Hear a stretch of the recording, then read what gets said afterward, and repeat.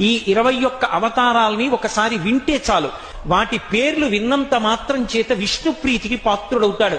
వేరొక్కసారి జాగ్రత్తగా వినండి. మొట్టమొదట ఆదినారాయణుడు, సనకసనందనాదులు. దాని తర్వాత వచ్చినటువంటిది యజ్ఞవరాహావతారం. యజ్ఞవరాహావతారం తర్వాత నారదుడు. నారదుడి తర్వాత నరనారాయణుడు. నరనారాయణుల తర్వాత వచ్చినటువంటిది కపిలావతారం. కపిలావతారం తర్వాత దత్తాత్రేయావతారం. దత్తాత్రేయావతారం తర్వాత యజ్ఞావతారం. యజ్ఞుని యొక్క అవతారం తర్వాత వృషభావతారం. వృషభావతారం తర్వాత వచ్చింది పృథుమహారాజు గారి అవతారం. పృథుమహారాజు గారి అవతారం తర్వాత వచ్చినటువంటి అవతారం మత్స్యావతారం. తర్వాత కూర్మావతారం. తర్వాత ధన్వంతరి. తర్వాత మోహిని. తర్వాత నరసింహుడు. తర్వాత వామనమూర్తి. తర్వాత పరశురాముడు. తర్వాత రాముడు.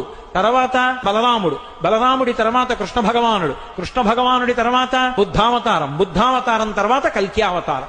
ఏకకాలంలో 2 అవతారాలు ఉంటూ